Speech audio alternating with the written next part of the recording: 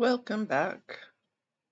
Welcome back. Welcome back. Hey, LAPD Commission, we are ready to rumble. I am getting my Zoom all set up. Woo-hoo-hoo. Let's see. Now I'm going to have to go back. Join meeting as an attendee. Cancel. Download now. Join from browser.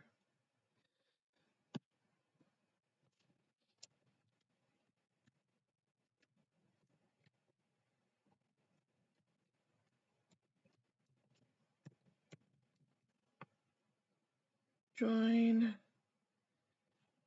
Okay, now we're back to the Police Commission.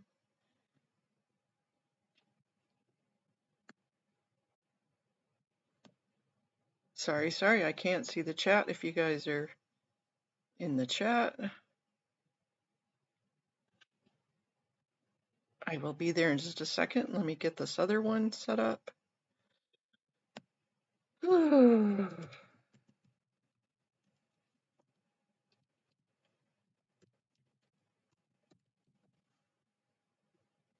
webinar.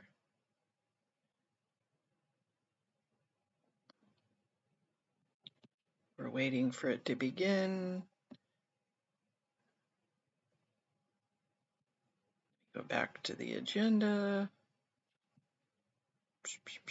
Let me put the link in here.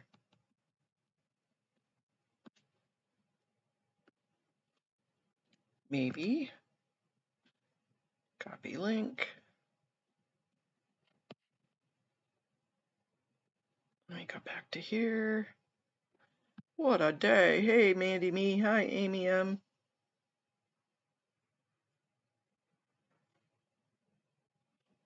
Yeah, I'm sorry, Mandy Me. Yesterday I had an appointment and I actually took my computer so that way I could stream it while I was in the waiting room, and I didn't have enough bandwidth. So I called in.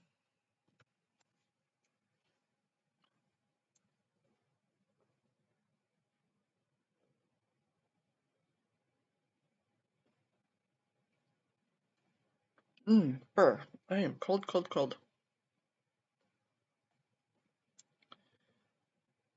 So I took time to actually, oh, goodness sakes.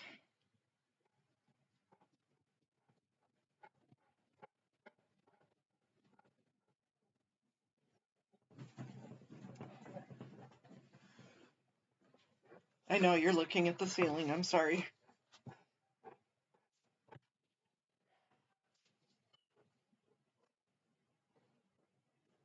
And I hope I get picked.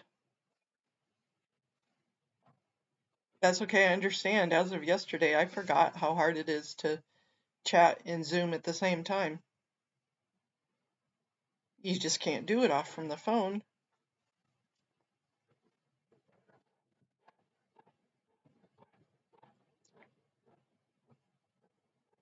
It never even occurred to me that that was a problem.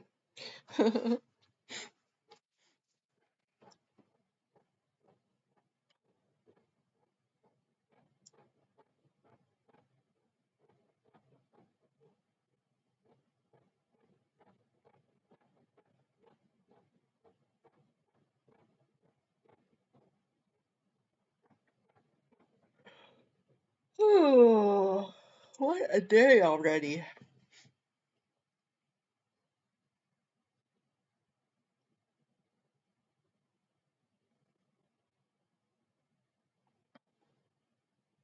Yeah, Audit is on her way there, so she will be there. And I don't know if Lara or Serge will be there.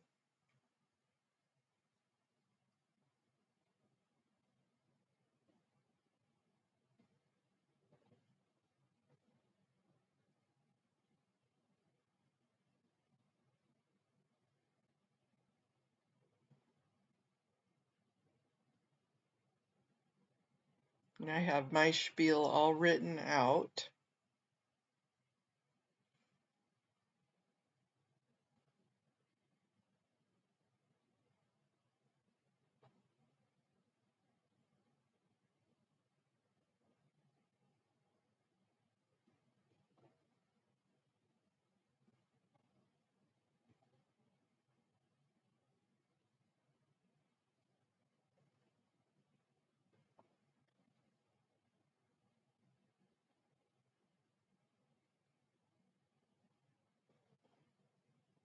Hopefully there won't be, like last week, so many people that are there.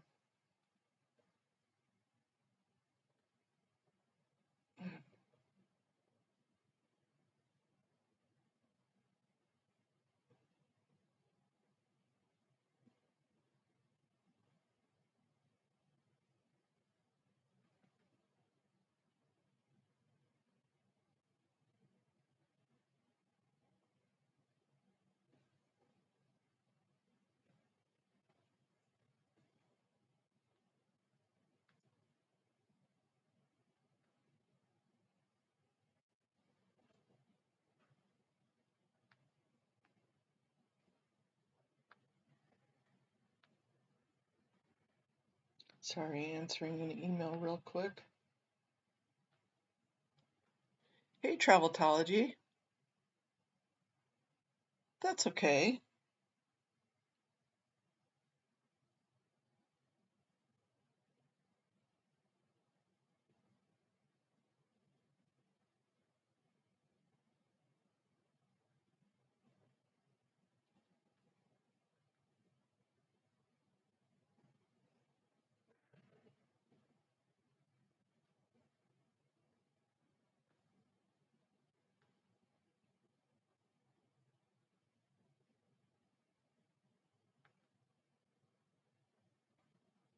Hey, El Sarmento, how are you doing today? Yep, it's coffee time. It's actually afternoon here, so.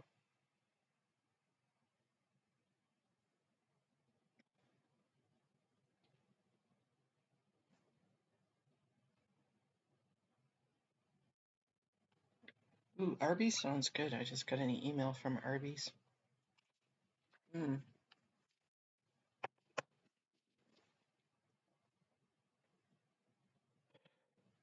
Oh.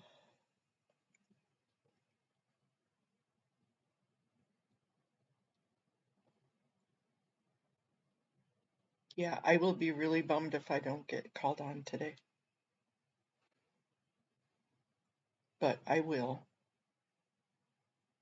Email it in if I don't.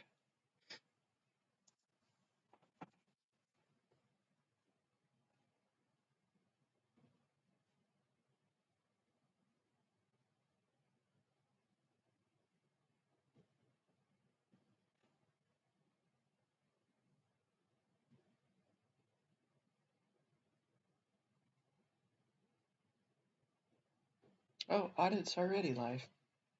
No wonder why.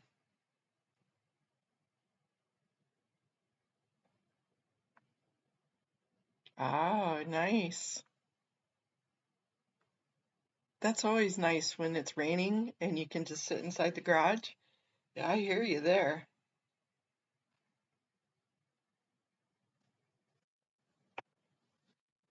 Oh, that is on. I need to go into boop, boop, boop.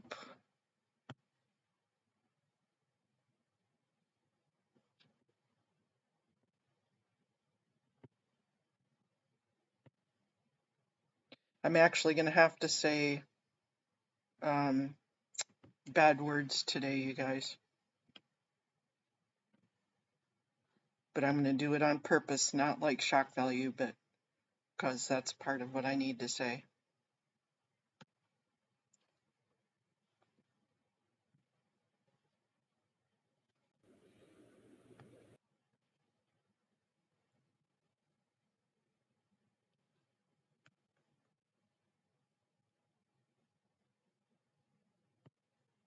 Wilderness audit. You see these cars? There were people in them when they were hit. I'm sorry. That's why we make reckless drivers, and the insurance companies that defend Oh, It's she's still. ridiculous. This is like so. It better. I'm like going to see if it's not compliant on the other side. Uh-oh. They are very deep. I'll tell you that because they're. I'm gonna leave it on the Board of Police meetings. Hey, Miriam. Yeah, get the curse jar ready, right? I'm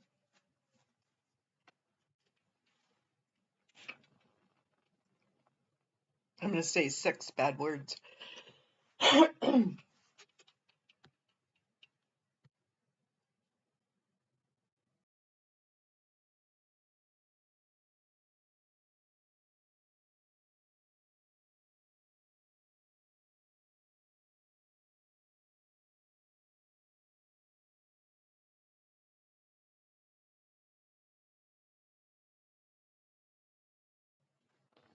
Sorry, I got the coughs.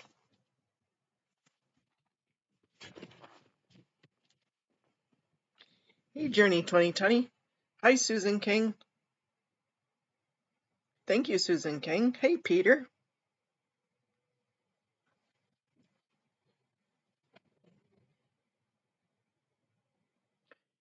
Good morning, paralyzed or paralyzed, or good afternoon. Yep, me too. I have my finger on the trigger to raise my hand.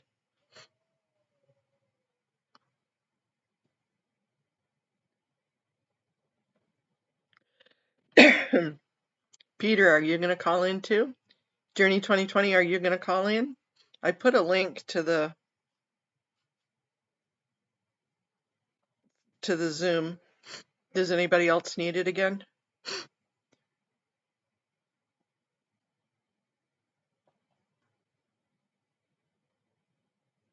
Hi, AZ Crimson. How you be this morning?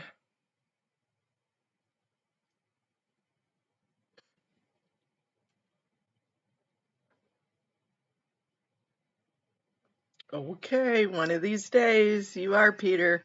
You're going to have the hankering to call in. One of these days. Really, chug, chug, chug.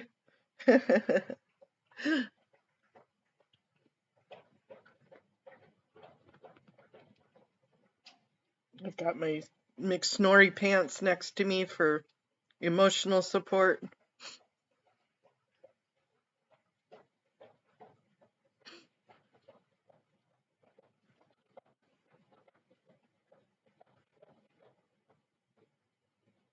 I know, I know.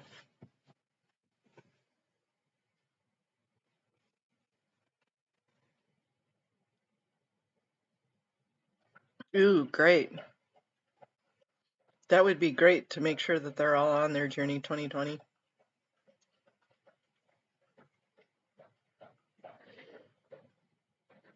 Those that are usually doing the morning sunshines. So Miriam Francis asked me to do a live with her about child labor laws, the federal and the state ones. And we were looking at timing. Next Saturday night, I'm going to be busy, but maybe Sunday night. But could we use one of the morning sunshine mornings to do it? Would you guys mind?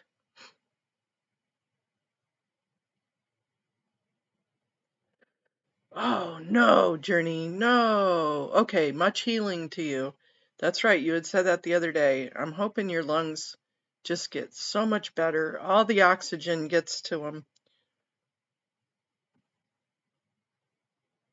And no pneumonia in those lungs. So you wouldn't mind, Peter? Yeah, I'd love to have Miriam on a morning show, huh? We can talk with her, and if you guys don't mind, I'll let her know just any of those mornings would work. Whatever morning she was, because that's her it's her evening.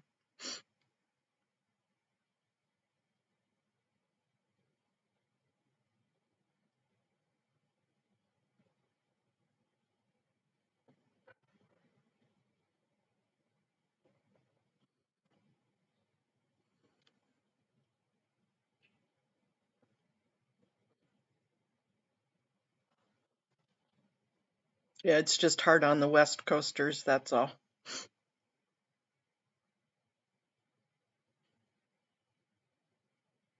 But that's what's replay crew is for. Lots of breathing exercises. Sing little songs, Journey. That's what I do, my little Christian ditties and my little ABCs. It'll strengthen your lungs. I know that sounds like you should do this, but it helps. It really does.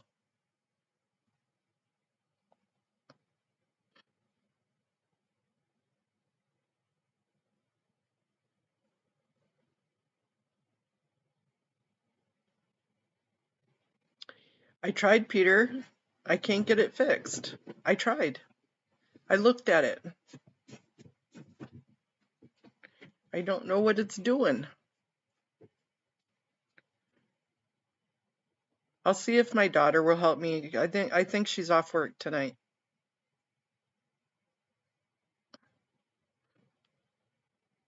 That is what you have kids for, by the way. Tech support. In-house tech support.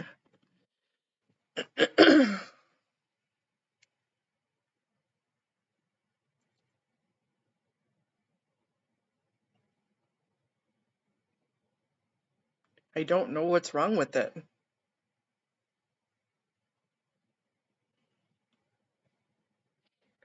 Yeah, I don't know. I don't know what it is. Maybe I'll just make a new list. Create a new list and see what it does.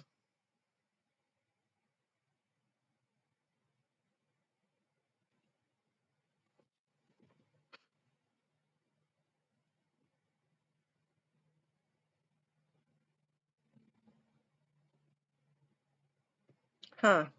Well, maybe I need to figure out what Liz Gale has figured out what her problem is. Well, I'm glad I'm not the only one. I'm sure it's a me problem.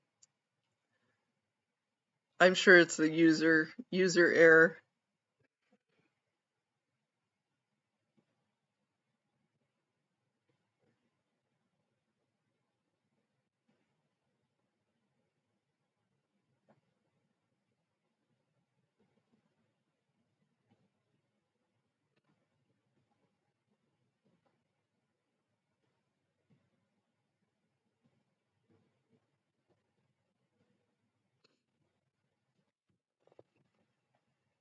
Yeah, I'll probably just tell Miriam Francis that whenever she wants, if it's best for her in the evenings, we'll do an evening, and if it's best for her during the morning, I'll do a morning, whatever she needs. I'm pretty open to that.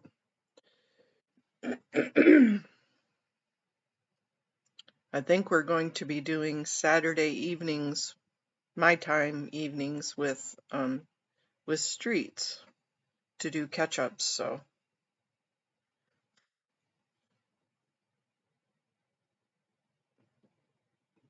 I gotta figure out my lighting so I don't look so damn white. Apparently I look like a hologram the other day. Go figure.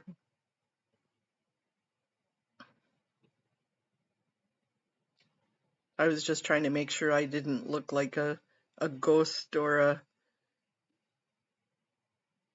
a shadowy figure, so I put a light on, and that's probably what my problem was.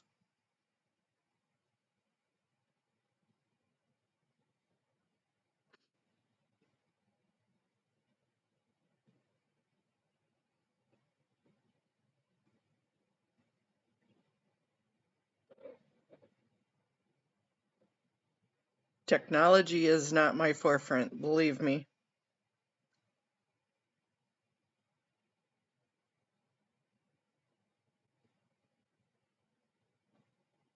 Hey, Kirby's mom, thank you very much. I appreciate it. Thanks for ducking in.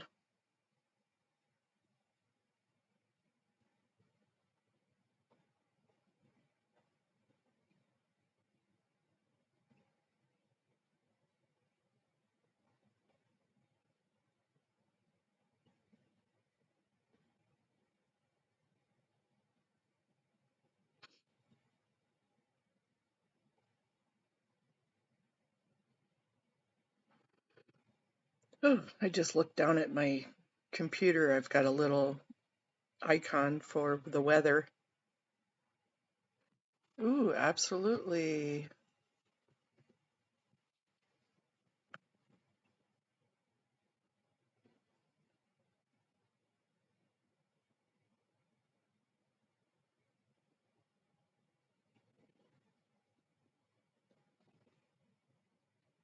Hey, Hank. That was a strange comment, but you were fine. Don't worry about having great equipment. I have you an audit on. Yeah, it was kind of a strange comment, but oh, good. I'm glad you have audit on too. I was going to put her on so we could watch her while we were waiting for the police commission, but dang it, I don't want to miss the chance of raising my hand. So you guys are stuck on this page while we're waiting.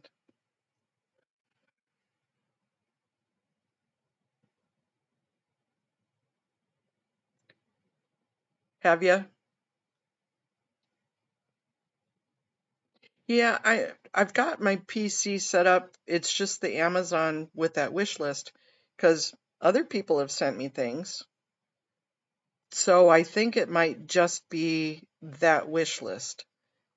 And I'll go back and double check.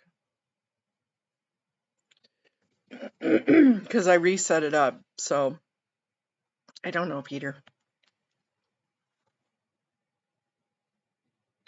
We'll figure it out.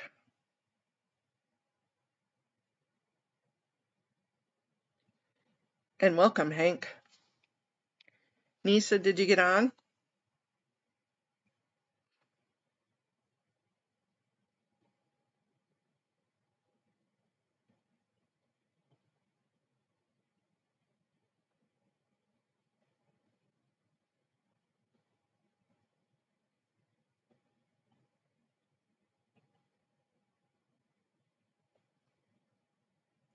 Yeah, I need to go through. I've got a lot of trading software on here. And good. Great, Nisa. And probably too much on here. I could probably take half the stuff off.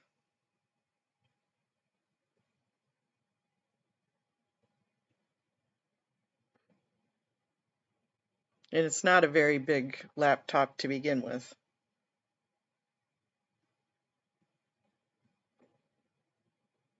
But it does what it needs to do.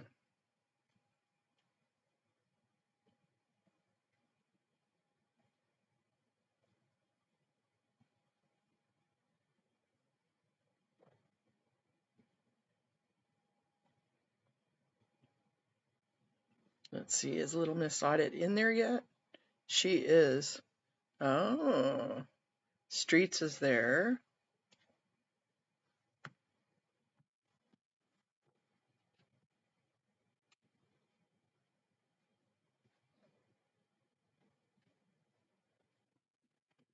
Hmm.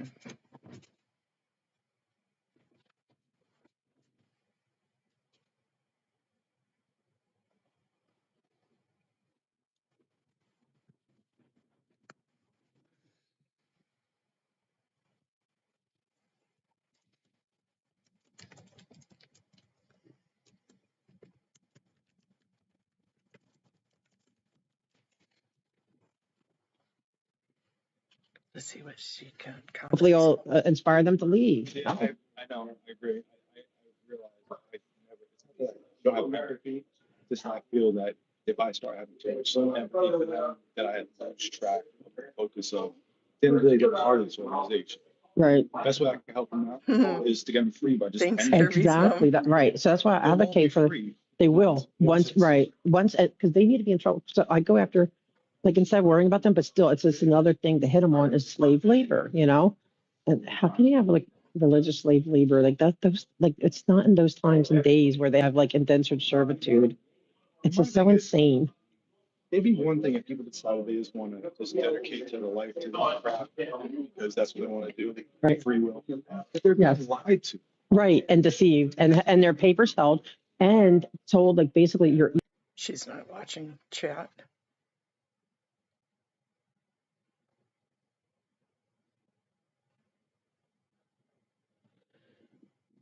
She's ignoring my comment. That's okay.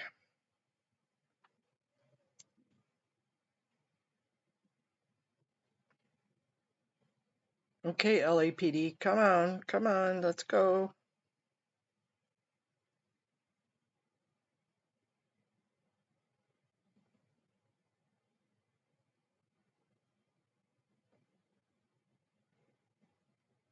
Yeah, I'd have been really bummed if I wouldn't have been able to stream today. I'm glad my appointment was yesterday.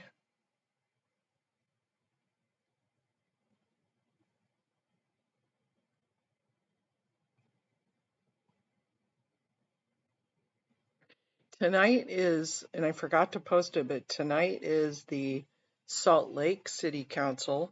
Nisa or Miriam or anybody if you would like to. It's a little late for you, Miriam. But Ganja, if you want to call in tonight, you have to register before 7 p.m. Central Time. Yes, 7 p.m. Central Time. And in my community post, I'll post a link here after we're done with this. If you are wanting to, able to. You have to pre-register and they'll send you a link to get in.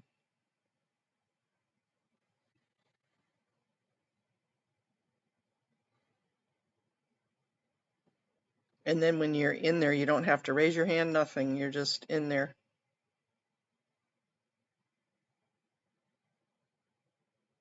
You thought he was going to get arrested last night?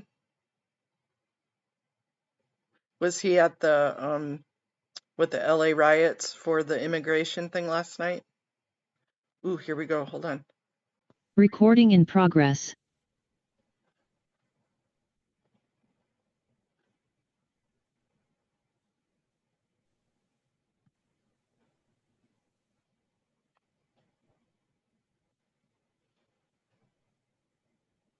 Okay, got my hands raised.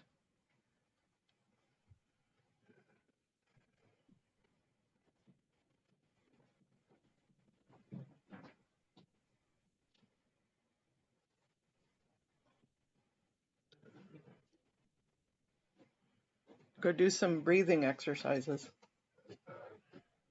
Okay, Mr. Murder.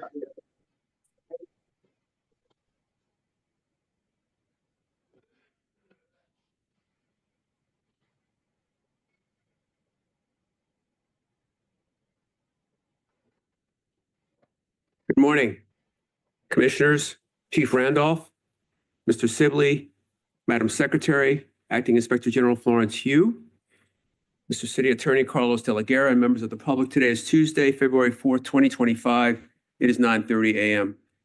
This is a regular meeting of the Los Angeles Board of Police Commissioners. Madam Secretary, please call the roll. Good morning. Please let the record reflect Commissioner Silders, Shields, and Sanchez Gordon are present, and we have a quorum, Mr. President. Thank you. We welcome everyone attending this morning. The Police Commission is committed to ensuring equal access to its meetings. It is requested that individuals who require the services of a translator contact the board secretary no later than the day preceding the meeting. Whenever possible, a translator will be provided. Sign language interpreters, assistive listening devices, or other auxiliary aids and/or services may be provided upon request. To ensure availability, you are advised to make your request at least 72 hours prior to the meeting you wish to attend. All public comment will be heard during item number 2 on the agenda. We will dedicate a total of 45 minutes to public comment. Members of the public will have 1 minute per agenda item for a maximum of 2 minutes total. At the request of the speaker will be given 1 additional minute for general public comment for a maximum of 3 minutes total. The order of speakers will be a speaker in the room will go first, then we will take a speaker watching today's meeting on Zoom. We will alternate between the speakers in the room and Zoom for a total of 45 minutes. Members of the public who participate in public comment are reminded that they can speak to any item on the agenda or a matter within the jurisdiction of the Board of Police Commissioners. Public comment is your opportunity to address the board. You are free to express your opinions on matters before the board and to generally express when you disagree with other opinions expressed. However, directing your comments to other individuals who have spoken or attacking others who have expressed their opinions shall be deemed off topic and your public comment period will be concluded. Members of the public, if you choose to participate in the public comment portion of the agenda, you can participate in this meeting in a number of ways outlined on the agenda. Message for those attending the meeting in person. These meetings are regular meetings between the board, the department, and key stakeholders. Meetings of the Board of Police Commissioners are open to the public. The state's Ralph M. Brown Act affords the public the opportunity to be present at the meetings, hear the presentations and dialogue in real time, and provide feedback via the public comment period. During these meetings, there's a need for the board to carry out public business expeditiously without delays or disruptions. Members of the audience shall not engage in any conduct which causes an actual disruption of the meeting. Those attending in person are reminded that disruptive behavior will be cause for removal.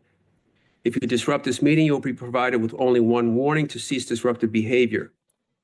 If you fail to cease such behavior, you will be removed from the meeting. All attendees must be seated. Failure to follow this rule will result in a warning and/or removal from the meeting. With that, we move to item number 1, the report of the Chief of Police. Chief Randolph. Good morning, Mr. President. It's an honor to be here before you and the rest of the group here. And good morning to the public. Good to be before you. As Chief McDonald does every week, I'll be discussing significant events from the previous week, providing a crime update, and discussing our personnel strength. I'll note that we had no officer-involved shootings or categorical uses of force during the previous week. Year to date, we've had 2 officer-involved shootings in comparison to 3 this same time last year, for a reduction of 33%. I'd like to talk about the Palisades fire, if you'll allow me. Over the past week, we've continued to dedicate resources to the Palisades fire area while working to gradually return officers to normal patrol operations. Due to ongoing deployment needs, the city has remained on tactical alert. Each day, we assess the situation alongside our city partners to determine when and where we can safely reopen the areas of the Palisades and reallocate resources. As of February 3rd, 2025, PCH has reopened to the public with a single lane open in each direction. However, with the rain in the forecast, conditions remain subject to change based on safety assessments. And in fact, today at 1500 hours, we'll be limiting that to just emergency workers. And that's per Caltrans. So that's been updated. And we anticipate that'll be open, or I'm sorry, it will be closed with what they call a soft closure through perhaps Friday, depending on how the rain goes. But we are expecting some water and debris flow across PCH, causing a safety hazard. The National Guard is maintaining checkpoints to ensure that only residents can enter those restricted areas along PCH, and the CHP is also assisting on those checkpoints and supporting our overall crime suppression efforts. The LAPD continues to maintain a crime suppression detail in the Palisades, along with CHP, to ensure public safety. We urge those, however, that do not reside in that area to please stay out as we work towards a safe and structured reopening. I'd like to talk about yesterday's immigration protest that we all saw probably on TV, and we handled in person. On Sunday, February 2nd, we had approximately 3,000 demonstrators that gathered downtown for a protest regarding immigration. Throughout that day, a group periodically splintered into smaller fractions, moving through the Civic Center and surrounding streets before reconvening in front of City Hall. Vehicle convoys also participated, with drivers waving flags and circling the area. At about 12 p.m. on that day, a large group entered the 101 freeway, and the California Highway Patrol was notified and responded. While many protesters returned to City Hall, others remained at key intersections, and approximately 300 demonstrators stayed on the freeway, while another 600 gathered on adjacent sidewalks and overpasses. The LAPD coordinated with CHP to clear the freeways and deploying officers to redirect the groups. Protesters splintered again, and then some occupying the 6th Street Bridge, and others returned to City Hall. At approximately 5:20 p.m., CHP officers initiated a help call after being struck by thrown objects, and an unlawful assembly was declared. LAPD deployed a mobile field force to clear the area, and following dispersal, the smaller group reassembled, I should say, at Cesar Chavez Avenue and Alameda Street, requiring a second mobile field force deployment. The crowd was eventually dispersed without further escalation. Incident summary from that event was we had 5 officers sustain minor injuries. We had, as far as use of force, we had 3 rounds of 37 millimeter and 5 rounds of 40 millimeter that were deployed on the crowd. And we had some arrests. We had 1 felony vandalism arrest for damage to an MTA bus. We had 1 arrest for assault with a deadly weapon when this person threw objects at officers. We had 4 vandalism reports for police officer vehicle damage, which included slashed tires. And we had 1 crime report for pointing a laser at officers. So now fast forwarding to yesterday's event, yesterday's protest. At approximately 9 a.m., a group began gathering in front of City Hall to protest regarding immigration. And by 10:15, the group initiated a march with approximately 600 demonstrators. At approximately 12:25 hours, members of the marching group began vandalizing property and spray paint along Figueroa Street between Temple Street and Cesar Chavez Avenue. As the group continued towards City Hall, splinter groups began breaking away, and by 1:10 p.m., the group size had increased to approximately 800 pedestrians and 200 vehicles.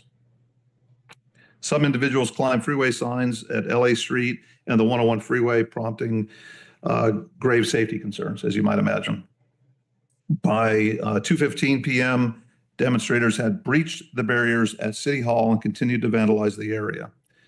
Half an hour later at 14:45 or 2:45 p.m., protesters began conducting vehicle burnouts and setting off fireworks along Spring Street between First Street and Temple Street. That crowd size had grown between 800 and 1,000 individuals. At approximately 3:30, the incident commander requested additional resources. As yesterday progressed, that crowd grew in size and became unruly. And by 4:45, projectiles were being thrown at officers at Aliso Street and Main Street. A dispersal order was issued in both English and Spanish from our airship, our air unit, our helicopter, and a sound truck.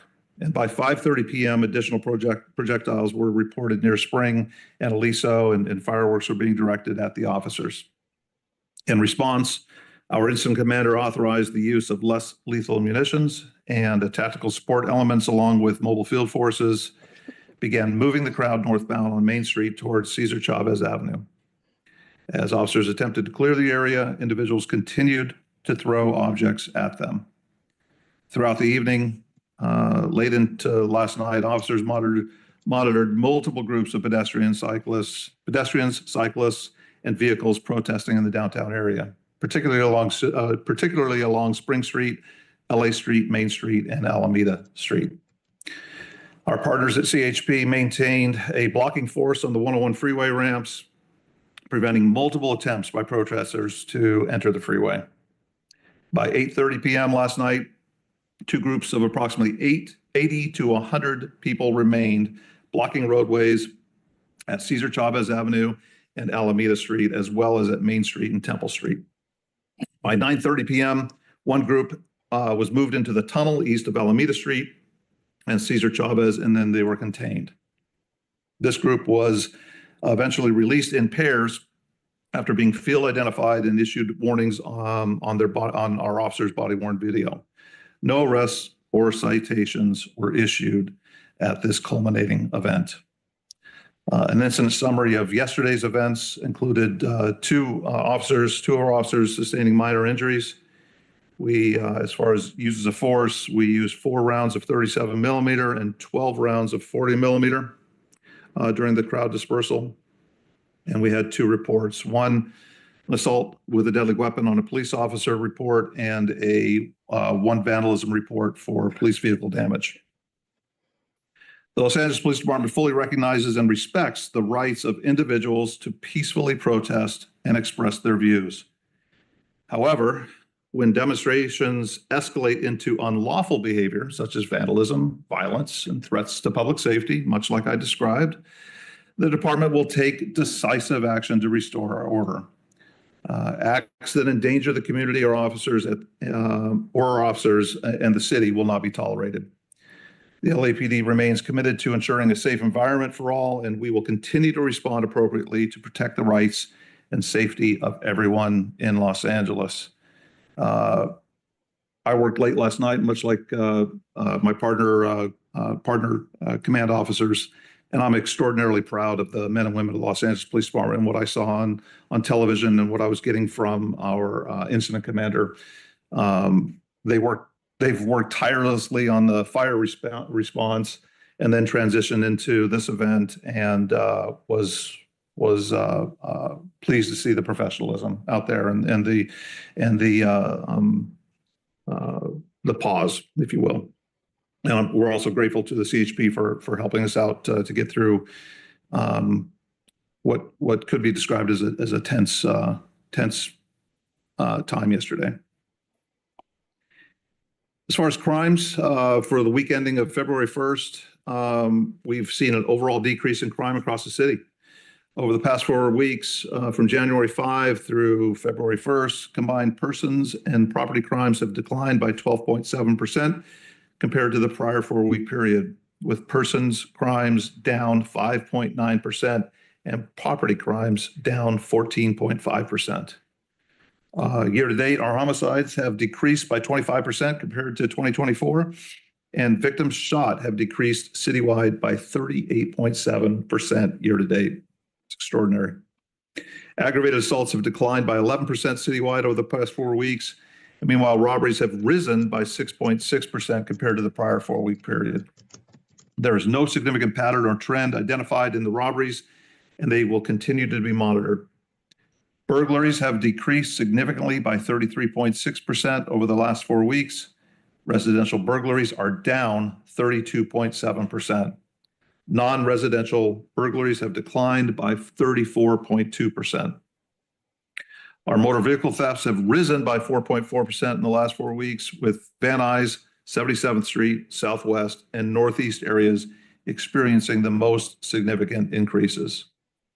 There have been no significant trends or patterns identified as to this slight increase. While we're seeing progress in reducing overall crime, we continue to monitor emerging trends and direct resources where needed to ensure public safety. And finally, as far as our personnel strength, as of yesterday, February 3rd, our sworn personnel are at 8,785. Civilian personnel is at 2,673. And our reserve officers are holding at 380. And that concludes my report. Thank you, Chief. Chief, just to circle back on the Palisades reclosure, that's happening today. And is there any information about how long that's going to stay in place? Caltrans estimates were that it would stay in place most likely through Friday, depending on how much debris, if any. I say if any. I think they are absolutely anticipating debris flow onto PCH that will occur. Perhaps even without a great deal of significant rain, but I think they are estimating a significant amount of rain, and I think they're holding that soft closure that they call it through Friday. And we'll continue to update our partners at Caltrans and our county partners. We're going to be in constant contact with them and assessing what's going on, and we'll update the public when we get a firmer reopen date and time. Okay, thank you. I'll now open it up for questions and comments from my fellow commissioners. Vice President Shields. Thank you, President Suthers, and thank you, Chief Randolph, for the report. A couple of observations and questions. One, it is disappointing to see that after the tragedy that the city has already faced with the fires and the stretched resources, that people are co-opting what should have been peaceful protests and turning them into unlawful demonstrations and throwing things against police officers, especially in light of the policies of both this department and the city to try to protect everyone in the city. So thank you for all of the officers that are out there trying to control those protesters. that are not following the law. And again, I think there's many people who are sympathetic with some of the messaging at the protests, but not taking it to that degree. So thank you for the restraint shown there. With regards to the some of the crime statistics, one concern that I have is, given the tactical alert that is in place, there are people that have suffered crimes but are calling in and can't actually get service. So they're not getting a police report on file. So that could potentially deflate the number of crimes that are actually being committed. And in particular, I've had someone contact me who had their home burglarized. They came home and after being out and found their home vandalized and items stolen, things like that. And unfortunately, when they called the 911, there was no one able to come out to take a report. And I believe the online reporting does not allow for reporting of burglaries. Is there a way to do something about that so that people can make timely and quick reports to the department, even while the department's under some type of tactical alert? We don't want people to be discouraged from reporting these types of crimes that are occurring to them, and the loss of security that they feel, and then having the department say that they can't respond is almost doubly problematic. Vice President Shields, I appreciate first of all, thank you. To address your first comment, I appreciate it, and I know the men and women of the Los Angeles Police Department, and they're listening, they're watching. They are appreciative of your recognition of their tireless and professional acts.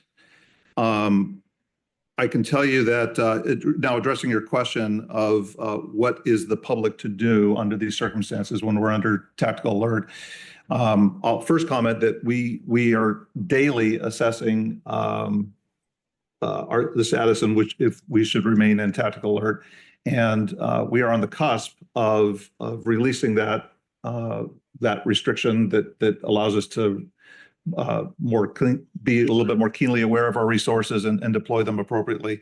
That could happen as early as today.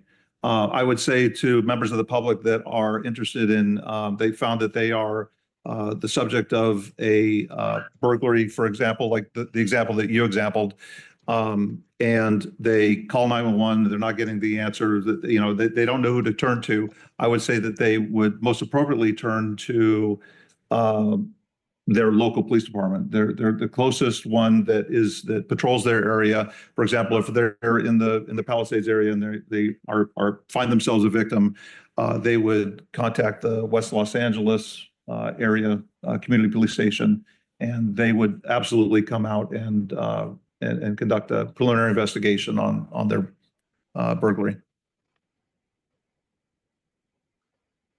Thank you. And to the extent that we can look at potentially opening up more opportunities for online reporting, particularly in times when our resources are stretched thin, I think that would be welcome. And I'll wait for Chief McDonald. The real chief. Okay, right.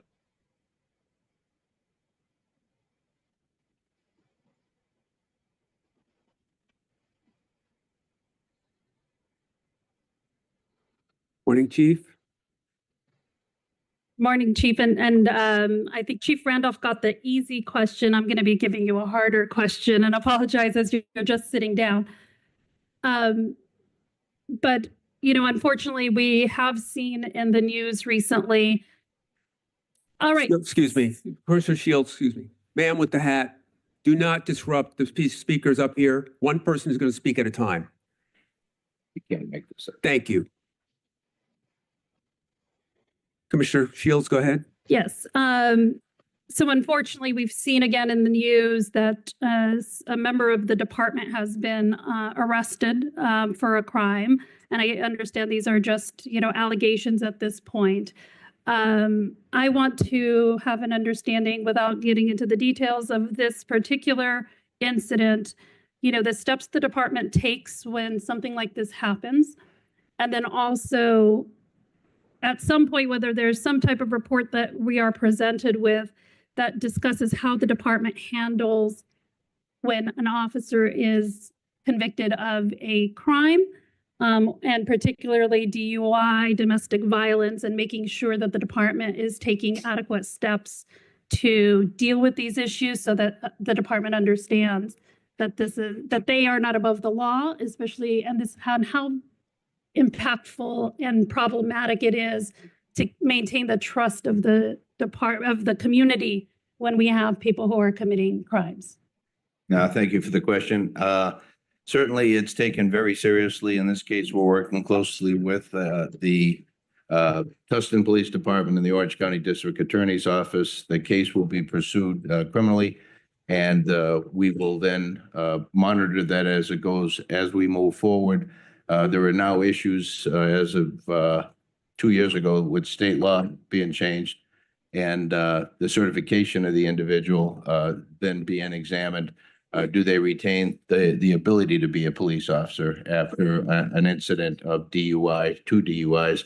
In a case like this, where there was a fatality, certainly he'll work his way through the system, but that's a criminal filing against somebody. So we have a procedure in place to be able to follow up on that.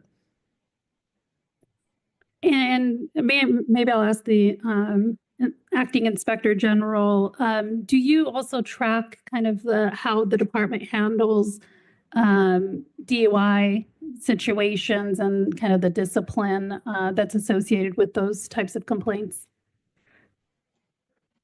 Commissioner, the Inspector General routinely receives updates from Professional Standards Bureau with respect to DUI complaints or incidents within the department, and our office monitors every single one, including reviewing the complaints involving the individuals to make sure that the investigation is thorough and fair. With respect to tracking it towards post, we also receive updates with respect to how many cases are sent to post and the aftermath of those investigations by post. Thank you. You're welcome. Commissioner Clanche. Thank you, President Southers. Chief, I also want to underscore the appreciation for the calm and restraint of the officers. I watched some of it on TV. It's unfortunately very sad to have the officers have to like stand there and take abuse from folks that weren't even part of the organized protest.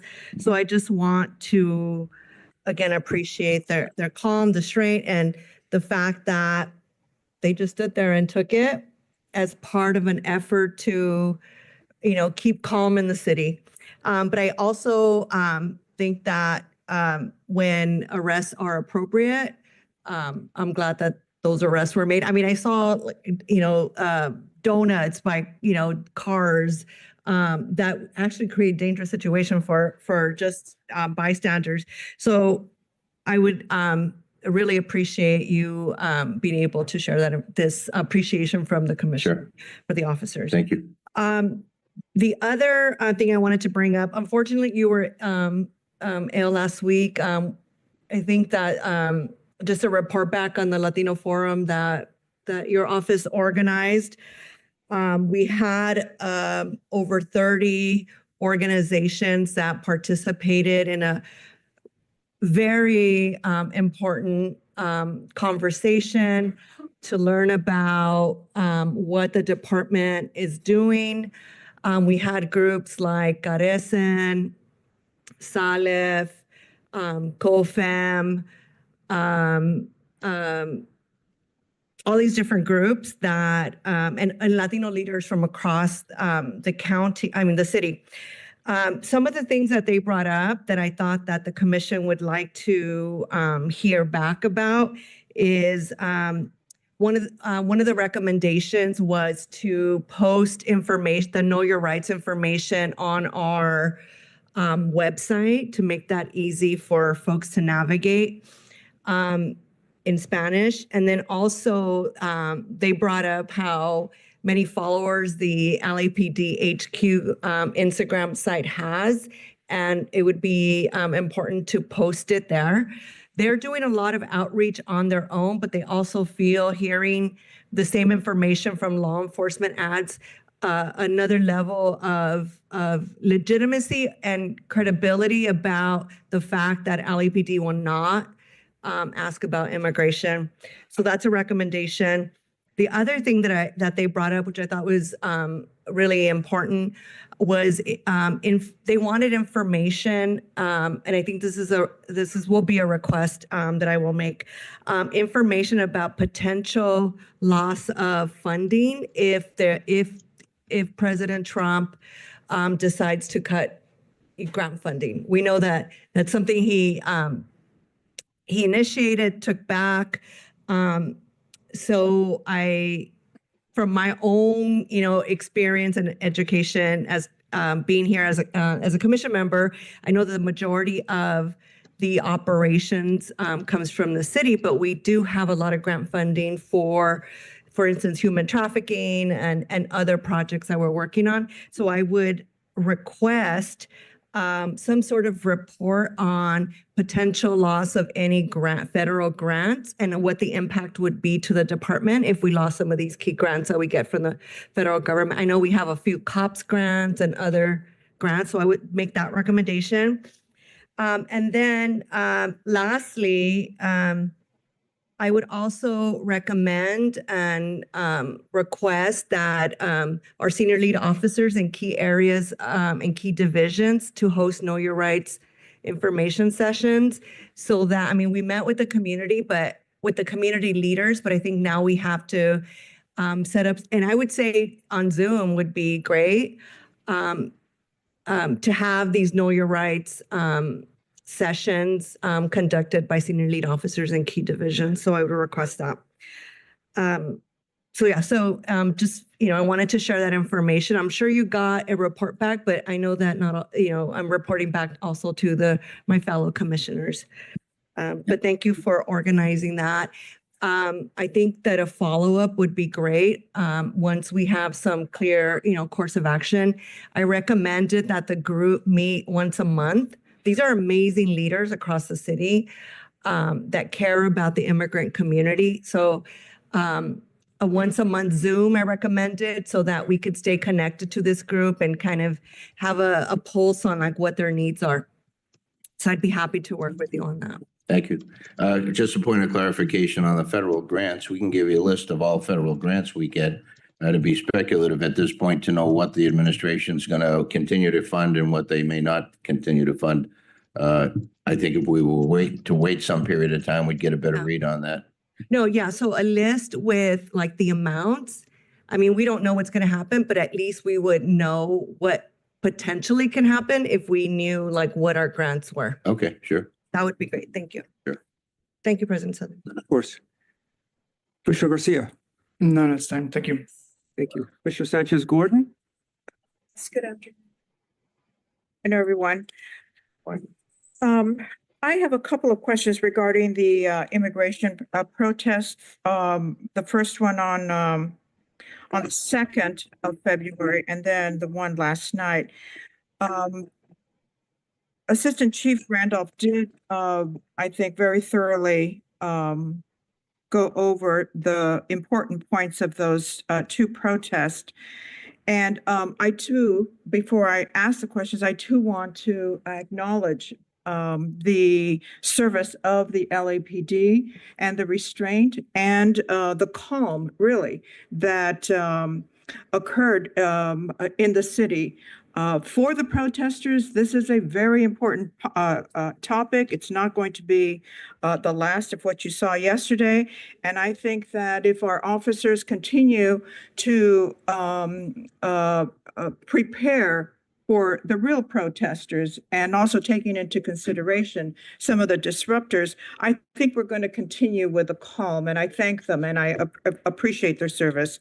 I have some questions about the protests on the 2nd of February. Some numbers were given, 200 at certain times, 300, 600 at a certain time. But do you happen to know the estimated total number of protesters for February 2nd? I don't off the top of my head. I heard a variety of different assessments on that too. but I can get back to you on what the overall crowd numbers were. Okay, I think we all turn on the TV and saw a lot of activity on the streets. And I think for the most part, 99% of them were there for a purpose and a mission and to hear their voices. And I think that that happened. But I think we always have to be aware of some of those that come in and disrupt. I was told that there was one arrest. The use of a deadly weapon arrest. Is that the only arrest that happened on the 2nd? That's the only one I'm aware of. I did just get an update on the 2nd. There were a crowd estimate of 3,000. Okay. Okay, that's a good number. On the were any officers injured on the 2nd? I have to get back to you on that. There was some minor. There was one officer hit in the helmet with a full beer, but no serious injury certainly off that. But what about protesters? I don't have information on that right now. Okay, on the 3rd, yesterday, that was an all-day protest, and can you tell me what that less lethal munition was or ammunition was that was used? What it was either 37 millimeter or 40 millimeter baton round. Basically, it's like to explain it, like a racquetball. Yeah, and I do have an update to 5 officers were injured, all minor. No protest injured in either, or none reported anyway. You said minor injuries? Yeah. Do you have any information if any of the protesters were injured? None. No. None that we're aware of.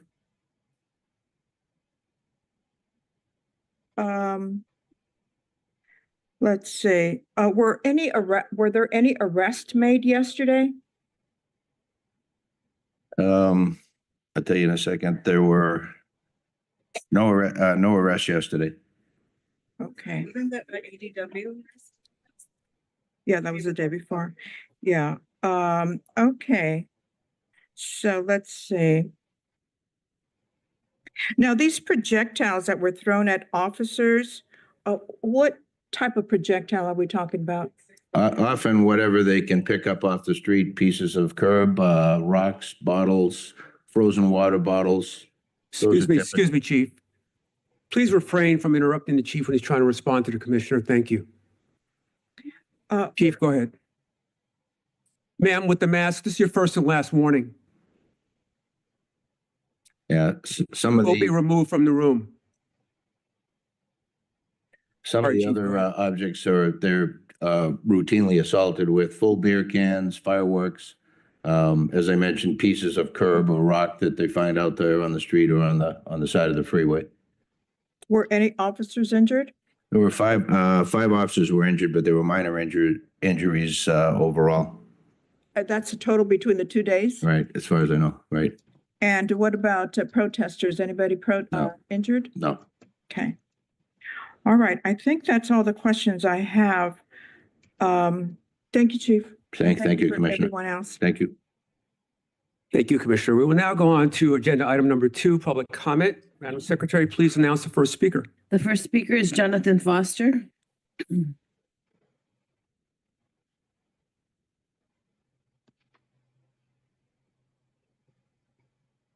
Jonathan Foster, 3 minutes, definitely not enough. Boy, what is a rich girl without a lipstick?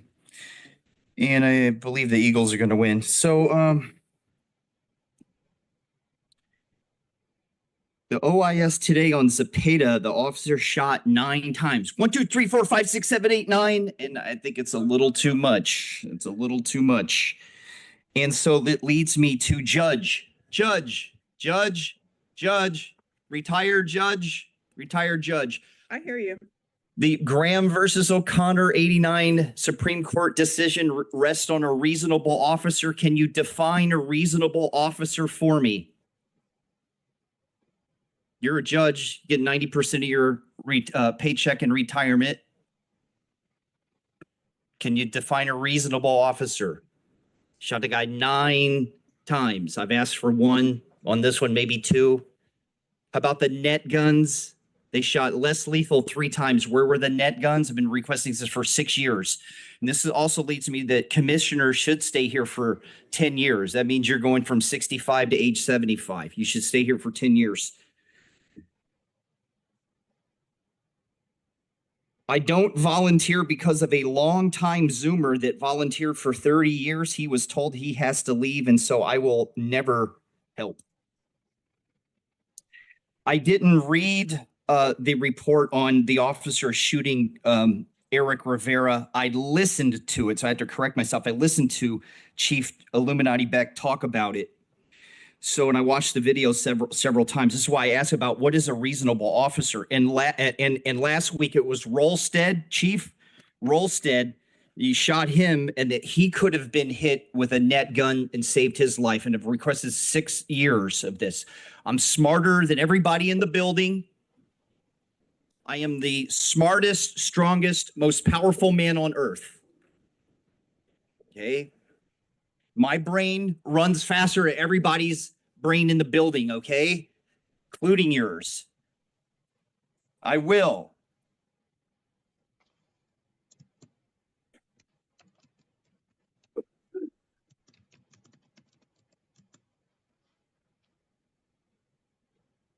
So you didn't mention the arson, and there was an arson fire on New Year's, right? And you're talking about bringing them PPE. Well, where are the net guns and the shields and the head-to-toe body armor? That's what we need as far as PPE, is shields, net guns, head-to-toe body armor. Trump fired all the FBI. You got to go. And the command staff of the LAPD's got to go, too, because it won't tell who wrote the George Floyd. Thank you. Next, we have Mona M. Thank you. Can you hear me? Hi, yes. What items would you like to speak on? All items, please. Okay, 3 minutes. Thank you for the time this morning. Fair warning, I'm going to say words I don't normally use. Goat Puppet, Mr. Greenspan, and F-Bomb Guy are all characters that always end up having to talk after that bring shock value to this commission. I beg to say it causes you not to listen, having the words like fair warning, nigger, fuck, cocksucker thrown at you repeatedly causes you not to hear it. This in Scientology is called to become clear, clearing your reactive mind. It is a Scientologist's duty to clear the planet, essentially taking everyone's reactive mind away. The process is that you are repeatedly given things so it flattens your emotions, making you a robot. Now let's insert a child into the mix. This mind control method is used on children as young as 7 to 8 years old. Now here you are listening to 3 minutes. In Scientology, children are exposed and exploited to 3 to 10 hours a day, not being allowed to leave the room, held in captivity with a grown person alone for hours upon hours, made to hold 2 cans as lie detectors, and not allowed to leave until the lie detector says it's okay. The lie detector will not give a green light until the child floats the needle. That means the child has to look up the words or show on dolls what the words mean. It is called word clearing. Please look that up. Would you want your 8-year-old showing what nigger, fuck, or cocksucker is? Mind control on children is abuse per California law. Unlawful detainment or imprisonment is child abuse under Ma'am, California you're off law. topic. This is not a matter before the police commission. Please stay on topic, or I will terminate your public comment period. Sir, I am talking about child abuse and looking at the discussion of child abuse. You are receiving videos showing protesters. Some are edited to look hateful and vile, but what is shown is the reason. What is not shown is the reason for protesting. It is the religion. Excuse me, because you did call me and it just kind of upset me. But it is not the religion. It is the abuse happening in the name of the religion. I'm asking for a meeting with the chief of police, the OIG, and the commission, and I haven't heard back. So please be respectful of my request. My email has been sent to the executive. Thank you, and I yield back my time. The next speaker, please, Hamed Khan. And fuck you.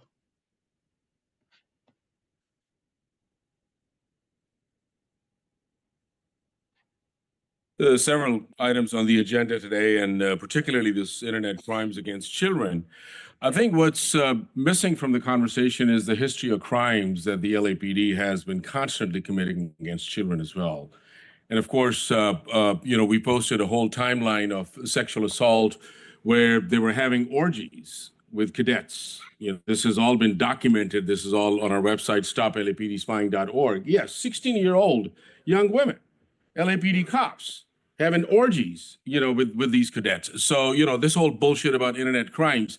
But I think the bigger issue is that Judge Teresa over there is asking about certain things. So I have a question for you, Judge, that, behavioral surveillance has become central to LAPD's operation to criminalize people. So I want you to explain to me that what does, and I quote from LAPD's suspicious activity reporting program, that it's observed behavior reasonably indicative of pre-operational planning of terrorist and or criminal activity. Now, what is that stuff? How does that stand in court? How do you do that? That you're observing somebody that reasonably indicates that somebody's thinking of doing something wrong, and then you open up secret files on them. So this whole issue about constantly talking about immigration and not partnering with the federal agencies in immigration, you are giving these things away to immigration. You are putting in reports through your iWatch program, through your See Something, Say Something program, through your providing alternatives to hinder extremism program, in partnership with the LAUSD through the Los Angeles LASAR program, that you're sending this information to Fusion Center and federal agencies. So first of all, you are opening up secret files that go to federal agencies based on observed behavior, which is reasonably indicative. Rasha Shields, you're a federal prosecutor as well. And these are the standards that the LAPD is using. And then we are told to circle back and come around that, LAPD is protecting people's individual information. Your license plate readers are directly hooked up, which are providing information.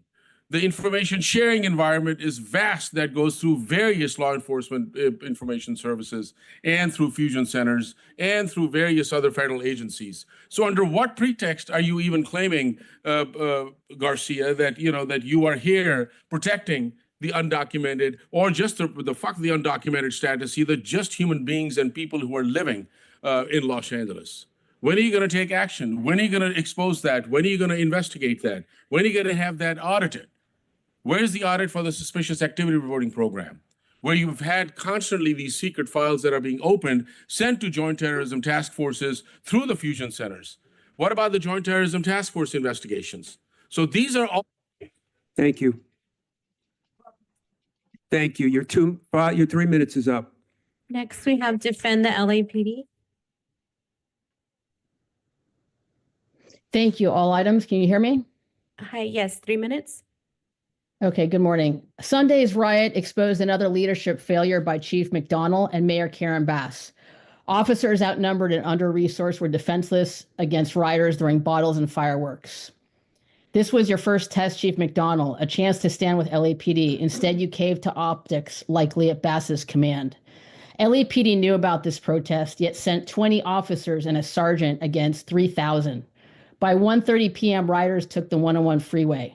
Neil arrived at 3 p.m., long after officers were surrounded, calling for help that never came. No dispersal order was given, even after officers were attacked. Neil stood by while rioters threw bottles, emboldening them to take over freeways without consequences, and stopped downplaying officers' injuries. LAPD finally pulled more officers, but 120 was still nowhere near the 300 needed. You should have mobilized ahead of the planned protest, no matter the cost. LAPD refused mutual aid. 2 SRT teams from the sheriff's department arrived at 7 p.m., but were ordered to stand down after an hour. Why? Where the hell were you, Chief, that you couldn't pick up the phone and call Luna? Or was that your request? Commissioners, these are the questions you should be asking. Demand an after-action report. Request mutual aid or increase National Guard support for the Palisades. The fires are devastating, but this is just one part of the city. How will Los Angeles handle a major earthquake, active shooter, or terrorist attack? What about the burglary crews still terrorizing the Valley and West Side? Did those citizens just go without LAPD patrol? And where was the mobilization during the fires? Another failure, Chief. Carranza did far better than Neal. She issued a dispersal order when officers were attacked. Maybe she should have been the next chief. But Angelinos are still outraged. Karen Bass can call them peaceful, but attacking officers is violence. Shut it down. Why were detained individuals released? Where were the buses to haul them off? Why were rioters allowed to do donuts in front of officers? I saw a Toyota Camry circling an intersection, waving flags while officers stood by frustrated they couldn't act. And Karen Bass, I know your people are listening. This cannot be a new normal. Angelinos have had enough. If your budget cuts to LAFD, billions for criminal homeless who steal and set fires daily, and your refusal to let LAPD enforce laws weren't enough, your protection of these so-called peaceful protesters will be your downfall. Chief McDonald, stand up to Bass. Her days are numbered and so are yours. At least do better while you're here. Your officers are disappointed. Give your commanders what they need to stop this from happening again. And police commissioners, back him up. And if Tom Homan gets this message, come to LA and do the job Bass won't let LAPD do. Excuse my French, but fuck no, Lou Kalanch should slow resources and HQ's Instagram account assist illegals evading federal law enforcement with the Know Your Rights campaign. I think it's time you finally be removed from this commission. You've lost your damn mind. Yield my time. The next speaker, Matios Cadane. Before the next speaker takes the podium, sir, in the red hat, the next time you give the finger to the camera, you will be removed. That's your first and last warning, and your friend in front of you as well. Sir, please go ahead. My name is Matias Guidano with the Stop LAPD Spying Coalition. And, you know, this is really interesting right now. Like, we have this moment of apparent conflict between callers who are clearly in support of the police, maybe even our police, and this commission, who we would also argue are in support of the police, but are trying to sanitize their violence in one way or another. And it's just really interesting to me how it was very funny how Chief McDonald walked in mid-question and interrupted the assistant chief. But, you know, I wish I didn't care about my job that much. But anyway, just to say, you know, Commissioner Shields, you're effectively parroting police talking points right now around the underreporting of crime, right? And the fact that crime numbers are maybe deflated because people aren't calling it in. And let's just say if people aren't reporting crimes in and you know, these numbers are deflated in one way, which I don't think is true for the record. That's not indicative of people, you know, not reporting crimes or those mechanisms not being in place. That's indicative of people knowing that policing doesn't equal safety. It's true. Like, even the department says they can't respond to things. That's not the function of this department. The function of this department is to quash dissent, quash protest. And it's frankly ridiculous that we talk about folks disturbing peaceful protests or police, you know, remaining stern and stoic and strong despite abuse. What's the alternative? And they're looking at me right now. Would you rather they do what they normally do? And that's what you're suggesting, which is shoot people with less than lethals, with guns, hit them with batons. You're frankly in the presence of a room full of people that face the brunt of police violence during peaceful protests all the time. And so what you're saying, I'm pointing out more so for the folks here, is so detached from reality, so detached from the experiences of people and truly just grounded in a fiction. And Commissioner Kalanche, this whole Know Your Rights campaign is incredibly laughable too. Like, the police putting out a Know Your Rights, their function is to mask, you know, or to hide, to break people's rights. They lie about it all the time. But I do think you said something really interesting, which is that it would provide another level of legitimacy and credibility for LAPD. That's an interesting point. If we, you know, pull up the counterinsurgency manual for the, you know, U.S. military, it says here, legitimacy determines the transaction cost of political and governmental power. Low legitimacy may breed contempt on the part of the population and may require extensive prodding and incentives by the government to secure compliance of the population.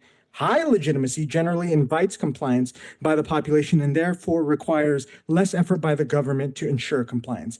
An illegitimate government's only method of controlling its population is coercion. which can be resource intensive. So this is from the counterinsurgency manual. This body is a counterinsurgency body. The coercion in question is physical violence, which we see perpetrated in protests. And on the matter of arrest that you're just taking Jim McDonald's word for, children were arrested. Thank you. That's on. Next, we have Phil M. Yeah, good morning. Can you hear me? Hi, yes. What items would you like to speak on? Yes, please. I would like to have all items. Okay, 3 minutes. Yeah, so I know that William Good is there in person, and I specifically want to shout him out because a while back at La Poubelle, we have AirTag Al Labreda, who is supported by Janet Whelan from Scientology, touting Al's disgusting behavior and the way that he was involved with the repeated sexual stalking of a case that's already been settled and very well known. It seems to me that for some reason or another, LAPD just cannot help itself be involved with criminal organizations like Scientology. And you have these repeat offenders who, like Al Labreda, go and stalk women. And then for some reason, you have LAPD also being in bed with people like Janet Whelan, who serves on a CPAB board, and openly touting the behavior of Al Labreda. AirTag Al, that's who LAPD gets in bed with. People like Janet Whelan, and allows them to continually serve on the board of a CPAB, despite the disgusting behavior that Al Labreda, already known very well to the public. AirTag Al. Let's also go back to other abuses that William Good, also in person there, has faced at the hands of LAPD at the behest of Scientology. Detective Aludo literally shoulder-checked Will as he got his face pummeled by a known Scientology agitator way almost a year ago now at La Poubelle.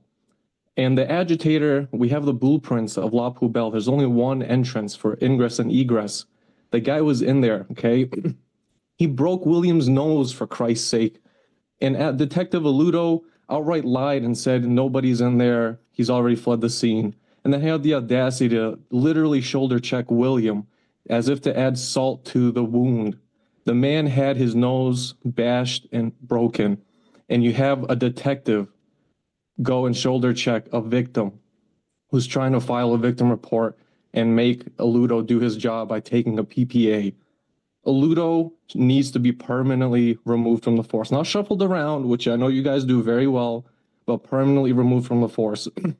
And Chief, I filed at least 24 complaints dating way back in November and January with literal footage showing many officers, including Aludo, outright refusing to take a PPA. And you dare say on the disposition that they're unfounded? Bro, there's literally hours of live stream footage showing your force, not mine, yours, literally harassing, threatening, and outright taking and showing favoritism towards Scientology, a criminal racket where you have one of the people in Scientology serve on a CPAB board and supporting the behavior of AirTag Al. That's you. That's you, Jim McDonald. That's you. And that's this whole commission.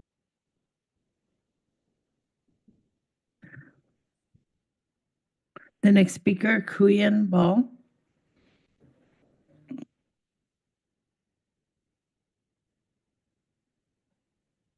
Yeah, I think the thing I'd want to start with is honestly, Jim, one of your more embarrassing performances. Yeah, you came late and then literally 12 minutes before you came in, your undersecretary under little Satan, who knows, Daniel literally said there were arrests made. And then 12 minutes later, you come in with a statement rife with inaccuracies. Every question you answered was wrong, except for maybe the fact that there are people doing donuts. Honestly, humbling for you. At any rate, this week, your verbal presentation is on your quote unquote gang reduction and youth development program, GRID. On your website for GRID, it talks about the three main contributors to what the website calls risk for gang membership. The first being literally being a youth, the second being living in one of 23 GRID zones, and the third being something called your youth services eligibility tool. What LAPD calls GRID zones is a process by which certain areas and neighborhoods are deemed quote unquote gang zones, assigning an automatic designation of criminality to entire blocks and communities. presuming guilt solely based off of geographic location. And in your classic methods of reuse, reduce, recycle, we see your tactics recycled from other geolocation-based police strategies. We've seen this with predpol hotspots. We've seen this with the Los Angeles Strategic Extraction and Restoration Kill Zones, or LASER. Now, with grid zones, you have once again chosen locations. You've even highlighted them on maps in order to designate who you deem disposable and who you deem worthy of violence. Your predictive policing models are not just bound by geographies, though. A third way you presume guilt is by using what you call your youth services eligibility tool, YSET. It's laughable you think you provide services, by the way. This tool, YSET, is based off of 9 factors you use to further presume guilt, to demonize young people, and assign criminality to children. And the first of that, or one of them, is literally having a critical life event. Thank God you're criminalizing babies because they've had a critical life event. This logic has put children as young as 28 months on your databases and lists just to surveil children. Your efforts to sanitize your violence or the continued counterinsurgency of pretending to form relationships with young people just to further surveil and criminalize them is frankly vile. In fact, you got almost $1 million through a grant to prevent internet crimes against children, as Hamid mentioned. But the reality is that LAPD officers are the one perpetuating sexual violence. As Hamid mentioned, the timeline released in 2017 details some of the countless abuses you've committed. And the patterns and practices are clear. The abuse of children over time is clear and consistent. Your targets are varied, most incidents go unreported, and there's a distinct history of abuse within law enforcement programs. In fact, Errol Souther's own Santa Monica Police Commission fucking police academy, who fucking knows, was a site at which you, LAPD, sexually... Thank you. Dr. Jaquil Pitts.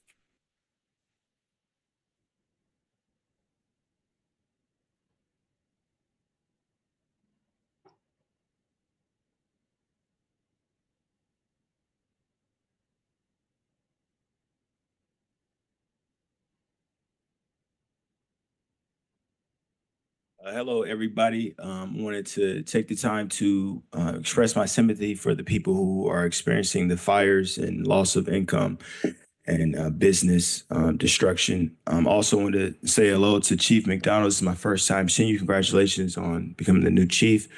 I wanted to also express my confidence in LAPD of alleviating the issues that are being caused by criminal unrest regarding the protests and et cetera. And I wanted to take the time to inform you all about an incident regarding police misconduct that my client recently experienced. It occurred on November 10th, 2024, and there was an officer by the name of Officer Helton who unfortunately incarcerated my client despite the fact that he had a CCW license and a BSAS exposed firearms permit. And the officer arrested this particular individual for carrying a firearm, despite the fact that my client had the proper credentials. I wanted to notify you all that.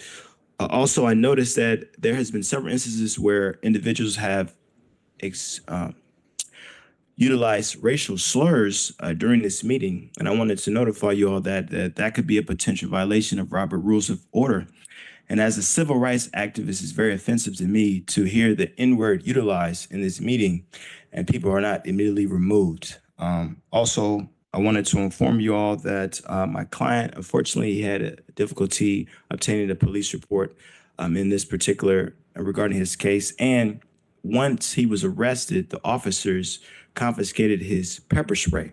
He was a security guard, so he's licensed to carry weapons, but the pepper spray was not indicated in the police report. So I just wanted to take the time to notify you all of an incident that occurred that consisted of potential police misconduct. And thank you all for your time. God bless you all. Thank you. The next speaker. Excuse me, sir. Excuse me. Doctor, you can speak to one of our staff members back there and I'll take your complaint, please. The next speaker, Mr. Herman.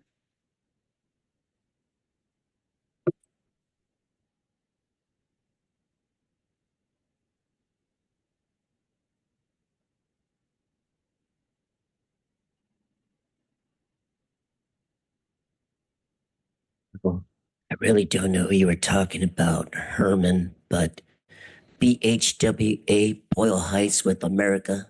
Attitude is here just to represent the issues on the second claim for relief against the city of Los Angeles and the fucked up police. Violations of the 1st, 5th, 14th Amendment and Article Section 2 of the California Constitution regarding enforcement of unconstitutional rules on your fucked up decorum. That answers the gentleman's question earlier before me, dick face. You don't fuck with Batman. You don't fucking question Batman. You fucking listen. You listen for the reason why the city's so fucked up, Earl.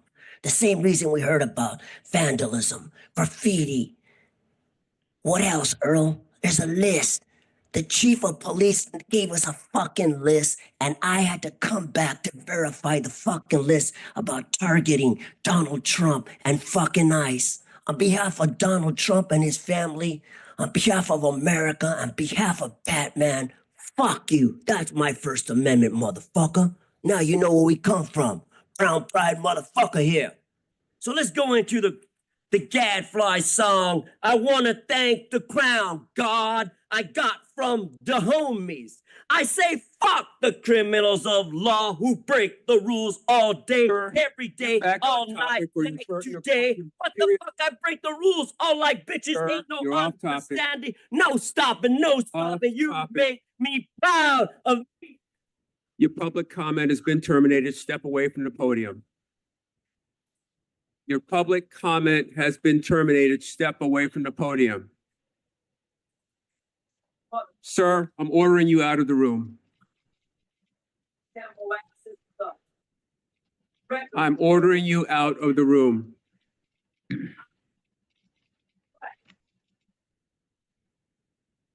I'm ordering you out of the room.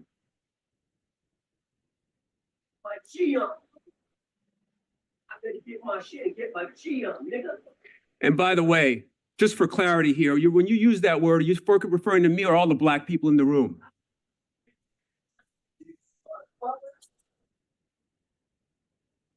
For the others in the room, I apologize for the use of his word.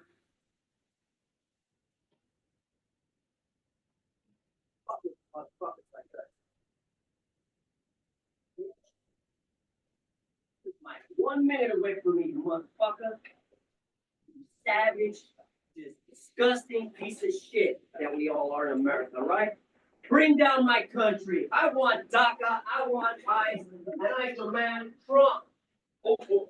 He's got a dog. Oh. Well,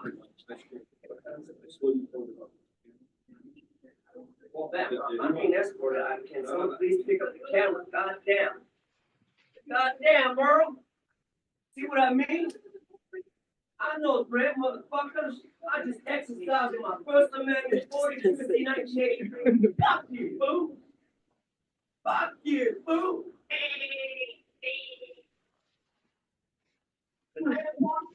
The next speaker, please, William Good.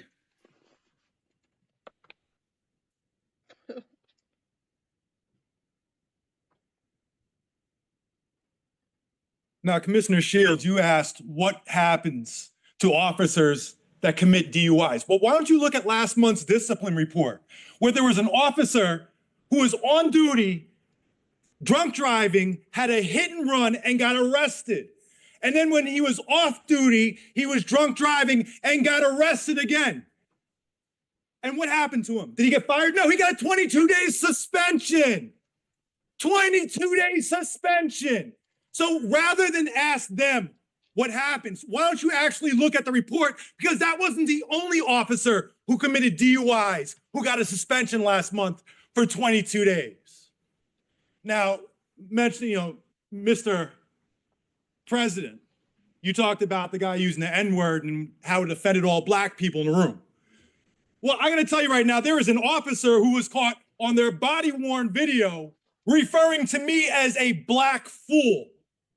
Now, this was after I caught him making an unlawful search. I didn't say a word. I just asked for his name. They refused to give it to me 8 times and sustained a complaint for the unlawful search, right? So I did my service helping out somebody and filed a third-party complaint and got that unlawful search sustained, and those officers were suspended for 2 days. but I had asked 8 times for the cops' names and they refused to give it to me. I filed a complaint on refusal to give his name or his business card. And you guys said that that's non-disciplinary. So I went to the OIG. I'm sure, Florence, you investigated it. They went and looked at the body-worn video and saw the cop on the body-worn video calling me a black fool. A black fool. And then when the investigators, Chow, at the Hollywood Division complaint supervisor, investigated it, and he determined that the cop was just blowing off steam. Blowing off steam. And when the OIG forced the complaint, you guys went and adjudicated it as non-disciplinary. Calling me a black fool is non-disciplinary. Now, let me ask you something. If an officer was caught on tape calling somebody a Jewish fool, what would be the reaction? There would be unrest. There would be meetings. People would be fired. But Errol, what you are so offended by this guy saying the N-word, are you offended by them calling me, these officers call me a black fool? I have emailed Chief about this 9 times, asking, is this acceptable? And does, under him, will this be considered non-disciplinary? He has not responded. You were all on those emails. So you will all be held accountable, Shields. You guys work in the private sector. I'm going to ask for everyone to send me all of your clients, and I'm going to reach out to them to ask them that. Thank you. Thank you. The next speaker, Audit LA.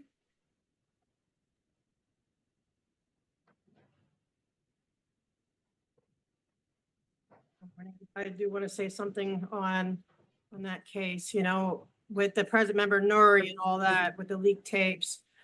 Even if it's on tape and it's not being heard in public, the people of LA have said numerous times, we don't want this behavior. We don't want it. So I ask that you please do what's right for Mr. Good. I'm here too to talk about the CPRA issues. I have to do CPRAs because I am going up against a cult, a child abusing cult who's abusing the city laws and everything else. But they like to twist things around, and I'm finding a lot of interesting things. Well, first of all, I know I'm not getting all the CPRAs because I'm not getting the conversations that lead up to some of the stuff or the follow-up. And so I'm going to ask the chief to please, and I'm getting all these weird things like, oh, it has to be, like, they don't want to release the CPRAs. But I even saw one letter where they're trying to say that, oh, the lady in the wheelchair is going to be here to see if, you know, testing the permit because they can't prevent vehicles. I mean, they can only prevent vehicles, not sidewalk. But I never have been disruptive, never done anything. If I protest, it's more like I'm trying to see that they're abiding by the laws, because they are not. They are breaking so many laws, the Church of the Cult of Scientology. But they're actually trying to convince you that I'm going to be there and I'm going to scare children. Like the lady in the wheelchair is going to be here on Easter Sunday and it's going to terrorize the children. Please don't let her come. And, you know, and it's just ridiculous. They're trying to make out, they're constantly saying we're criminals. You know what? We're peaceful. They're all the protesters. There's been the only violence has been against the protesters, like Mr. Good getting his nose broken and other violence. There's been arrest, but no prosecution except for the one where, you know, where the officer said there was no crime, but somehow they got the city attorney to, press charges for him cleaning up something that was not allowed on the easement, cleaning up the trash, in other words.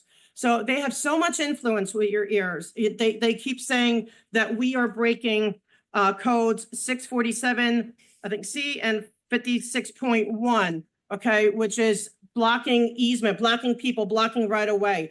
They're the ones blocking the right of way with their illegal ADA non-compliant planters and, rose bushes on the easements, hosing people, like they hosed. You're saying, you know, like about protest, peaceful protesting. They were feeding the unhoused, making it, you know, yes, protesting the crimes of Scientology, because there's a lot of crimes going on that no one's looking into. I have victims lined up, they're lined up on your radio, to call in to tell you that they have been crimes, and here in this department, in this, you know, at these blue buildings, victims of crimes, but no, it falls on deaf ears. So I'm asking you to please, you know, don't listen, get them off your CPAPs. They have too much influence. Thank you. The next speaker, Andrew Gravener.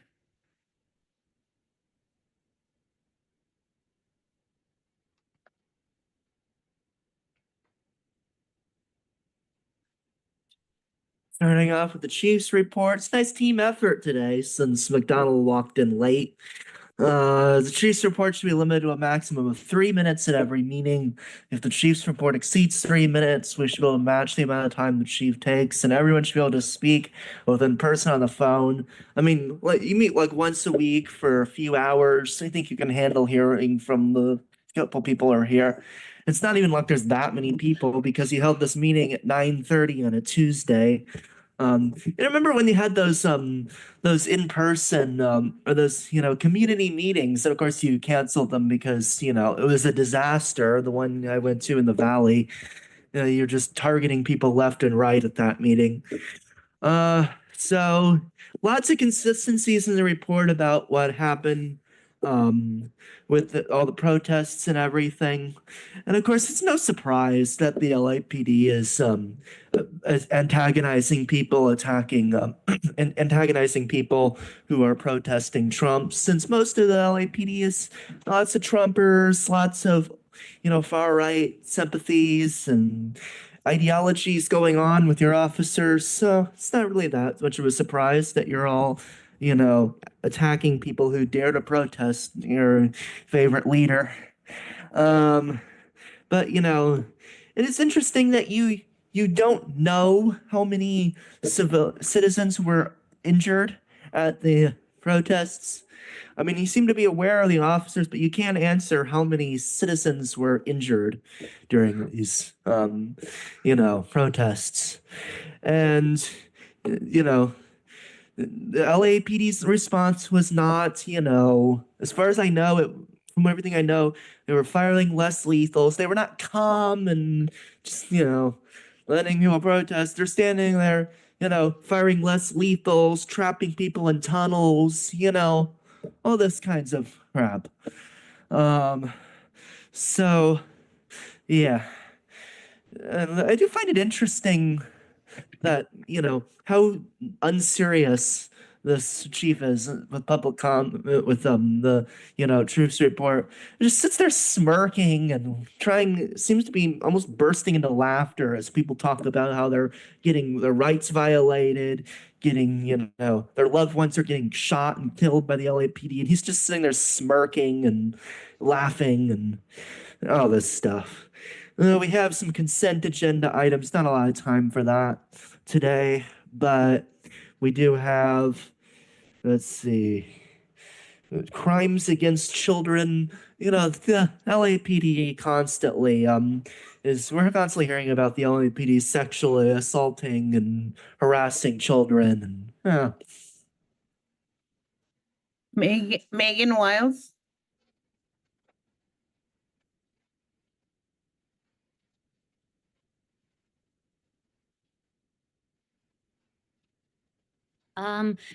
Today you will rule whether the shooting of Jose Robles was in policy or out of policy. And I just want to state for the record that these terms mean absolutely nothing. Because even if you find it out of policy, and even if the person died, the officer, as has been pointed out by other speakers, your officers face very few consequences ever.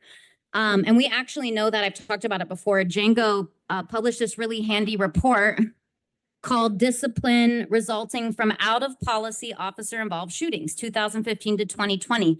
And in those 5 years, there was 54 people shot by 66 officers that you found to be out of policy, and your standards are very low. How many of those 66 officers were fired? 1. 20 people dead, 1 officer fired.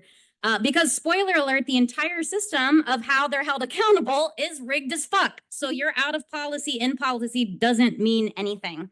Do you know what else doesn't mean anything? Is your critical incident videos. They're literal works of fiction. They're poorly made short films. They're not even trying that hard. You can debunk the narrative of the critical incident video for Jose Robles, literally using the footage of the critical incident video.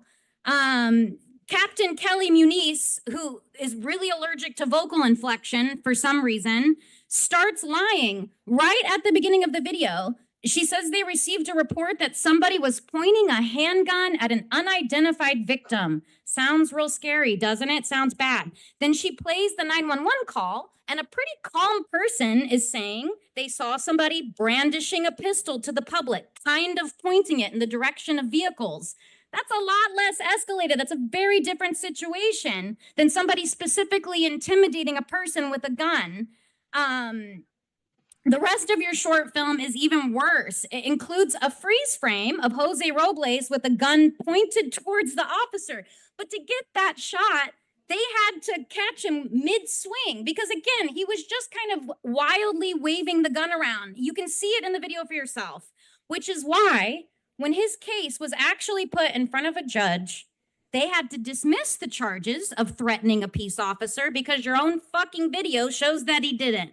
Sad. When Jose Robles was shot by Officer Jose Magallanes Gomez, his BB gun had already fallen to the ground and he was walking in the other direction. When Jose Robles was shot by Officer Jose Magallanes Gomez, Officer Gomez's partner had already put her weapon down. But Officer Jose Magallanes Gomez couldn't resist getting a shot off. And why wouldn't he? He will face no real consequences for it. Jamie Cusick.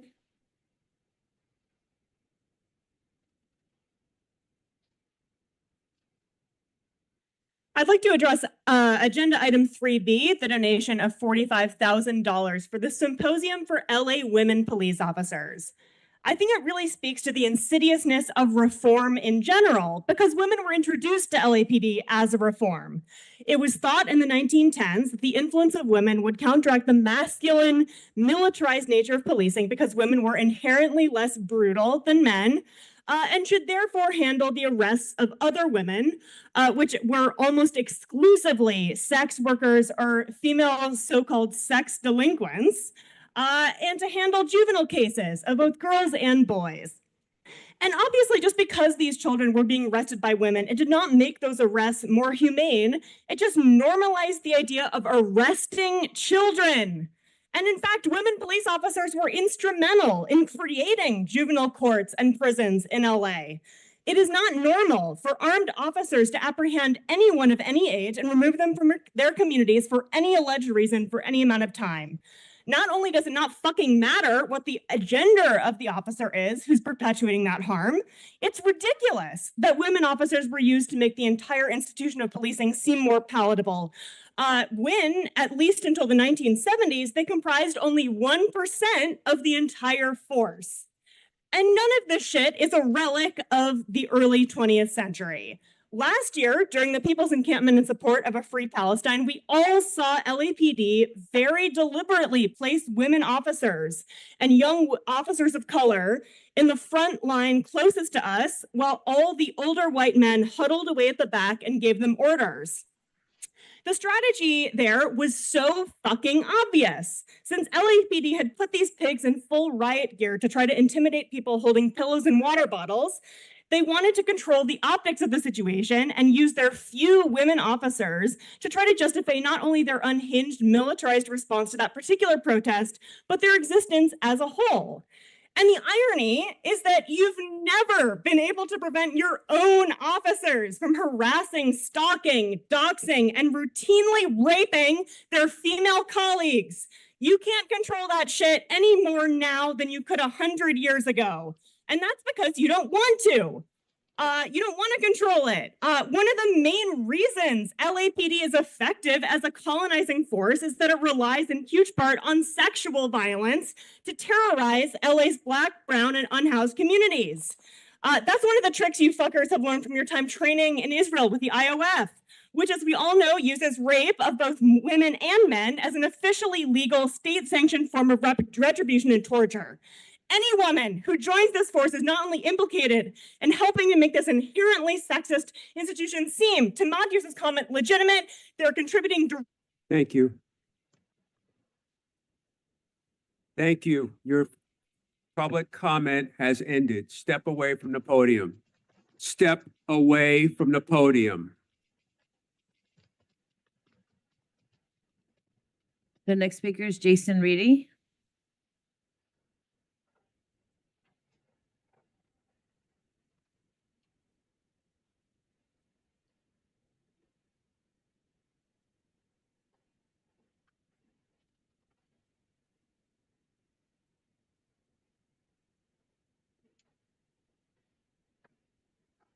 Okay, so last week, this commission approved over 100K in donations from the LA Police Foundation, and today you will approve $45,000 for the lady pigs of this department to attend a symposium put on by the Los Angeles Women's Police Officers Association. So speaking of the women of the LAPD, no mention by commissioners or Chief Chalky about Captain Sylvia Sanchez, who revealed in a claim made against the city that she faced retaliation from command staff because she looked into 2 Hollenbeck pigs that grabbed a 16-year-old by the neck and slammed her against the concrete barrier in 2022. Now, Sanchez categorized this interaction as an illegal detention followed by an unauthorized use of force after reviewing their body cam. The 2 girls that your LAPD pigs descended on said they did nothing wrong and were looking for a lost pendant that had fallen off a broken gold chain. These violent pigs, in their report of lies, claimed that they had arrested a 16-year-old for a suspicion of domestic violence and detained her without force. Of course, no mention of the homophobic slur they directed towards the girls or why they later released them. The 16-year-old was so shook up that from being violently assaulted by these pigs that she had a panic attack. Now, going back to that $45K from the police foundation, it was acquired via Newton Division. And man, what's Newton Division been in the news as of late? Oh, I know, Pig Caruso Coronel, a sergeant at Newton who had the nerve to clock in at work hours after driving drunk and killing a pedestrian.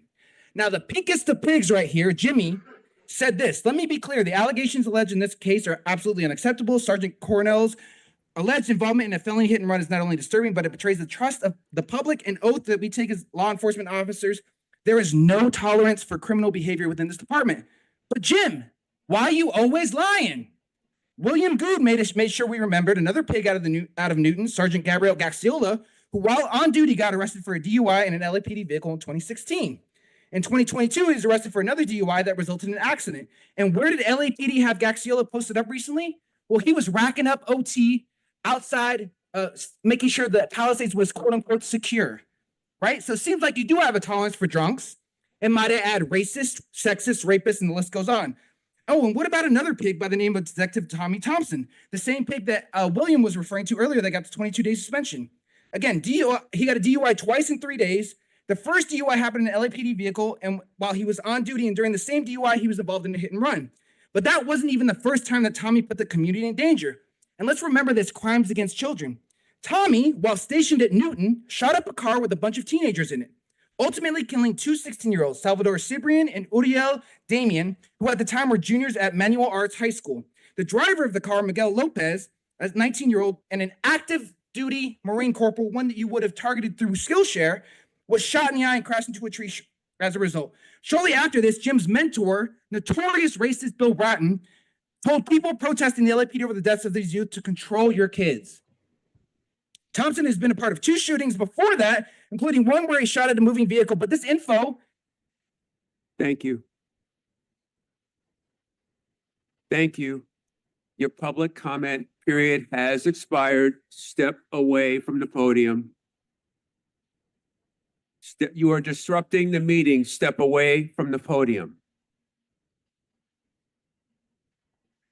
The next speaker, Wayne Spindler.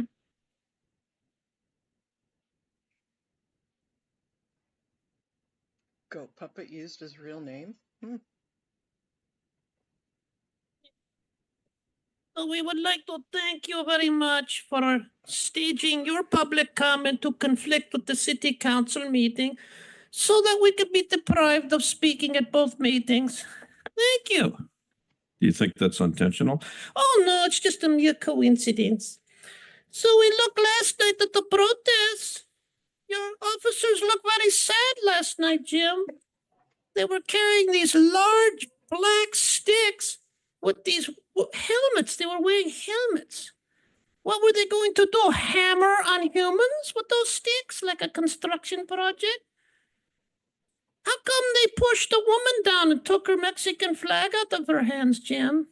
Isn't that assault by a police officer under color of authority? How fucking stupid do you have to be? You don't know how to do your jobs. And then look at this multicultural panel here. Doesn't have a single white person aboard, not a single person. 2 Latinas that are totally fucking useless. We got a Latino here, totally useless. And then we have Russia. Well, we know she identifies herself as non-white Middle Eastern. And then, of course, Stephen From the hit movie Django Unchained, the president there, Stephen. Let's give Stephen a hand. So you have to understand that Django was the good guy. Stephen was the slaver, played impeccably by the masterful. Off topic. Get back on topic or your public comment will be terminated. I'm trying. Jim, do you see what he's doing, Jim? You see how illegal his conduct is, Jim? When will you, as a police officer, have him placed under arrest and investigated for depriving people under the Tom Bain Act of California? When will you do the right thing, Jim? And Mr. Spindler's swatting incident, March 30, 2017, when will the missing tapes be given to Mr. Spindler so he can give it to his new lawyer? When will the witness that worked for the city of Los Angeles, who hid his ID and didn't give his information, when will you turn that information over to Mr. Spindler? He was the key witness that knew he wasn't armed, and it was a complete lie. He was swatted illegally. When will you do that, Jim? The city attorney here, we email him, he won't do it. But you can do it, Jim. And then Mr. Spindler can get his information and reopen his civil rights case and get the proper compensation he needs so he can get the fuck out of here, Jim, and retire. In fact, let's both retire later to Tennessee. Then we don't have to pay state income tax. When will you stop the cover-up? I know your little bellies are hurting. I know you want to help this poor man here. Help him because, you know, he's tired sometimes of coming here and speaking with a puppet out of it. Thank you. Adam S.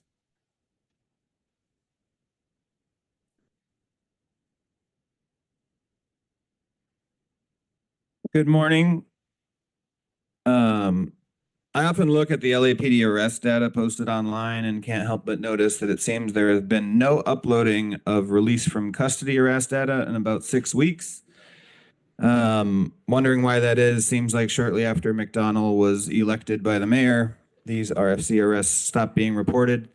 Restraint was brought up today by the commissioners, speaking to the response to protest. I was reading the department's report on the murder of Jason McConney in Skid Row last night. Excuse me, sir. I'm sorry. No, I'm good. I'll just keep talking. Sir. Who was murdered a year ago yesterday. Some of the lowlights from this report include, and I quote, Officer Garcia stated when he observed McConney armed with a knife, he believed McConney was going to kill his fellow officers. As a result, he unholstered and fired one round at McConney. Garcia continued, and I quote, I see him. He has a knife in his hand above his head, sharp object. It looked like, I would say, color white, and he was holding it like if he was going to kill someone. Another quote, McConney turned towards officers. Officer Orozco assessed McConney took on a fighting stance. I read all these lies and bullshit from this report because as commissioners celebrate the so-called restraint of officers at recent protests, we know that too often these officers, particularly in places like Skid Row, are actually hunting people. We know that despite all of the procedural reforms around use of force celebrated by elected officials, this commission and the department itself, they really just serve to provide cover for the practice of hunting in our communities, providing cover for the stalking and murder of people like Jason McConney. I remember in maybe 2017 or 18, when one of these use of force reforms was moving through the California legislature, is when I first heard the term objective reasonableness. I guess this was introduced in a lawsuit called Graham versus O'Connor, but the quote, objectively reasonable standard establishes the necessity for the use of force to be based on the individual officer's evaluation of the situation considering the totality of circumstances. Going back to the report about the murder of Jason McConney, it says, prior to the officer-involved shooting, 3 officers observed McConney with an object in his hand, but had a different assessment of what the object was. Officer Chomuk believed it was a screwdriver. Officer Quintero described it as a sharp object, and Officer Garcia stated it was a knife. Sergeant Unzalan also observed an object in McConney's hand, described it as a sharp, pointy knife. As we all know, this was a white plastic fork. We also know that your role here on the commission is not to stop this type of violence, but to make excuses for it, make it more acceptable, legitimize it. And I wonder when you go to bed at night and kiss your kids goodnight, except you, Errol, I hope. When you go about your days, how do you think about objective? Thank you. And that is the last speaker, sir. Thank you. We will now move on to agenda item number 3. Consent agenda items. We have items 3A through C. Are there any questions or comments on today's agenda items? No? I left the meeting. Thank you, guys. I'm sorry I used those words. I'm not normally talk like that. It's because there was too many people there in the audience. They've done that every week to where they take everybody in the audience. I think it's so they don't have.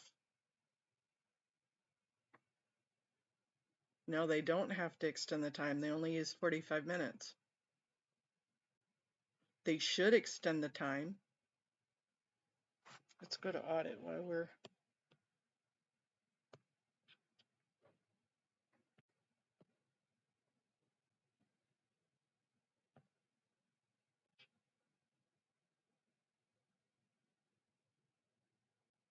Yeah, I know. I absolutely hate. Oh, she's on vertical. I hate being that way. But oh well. Every once in a while. What is RFC arrests? I don't know what RFC.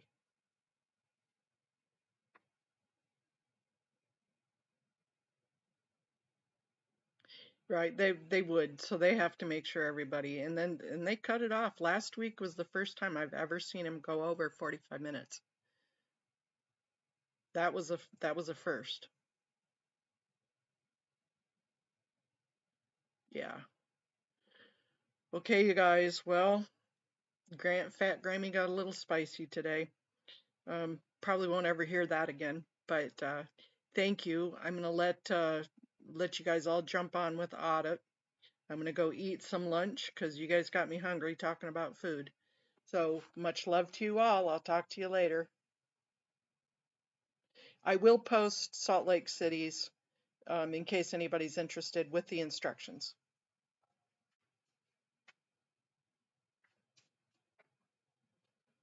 Yeah, okay. I don't remember that. All right, guys, bye.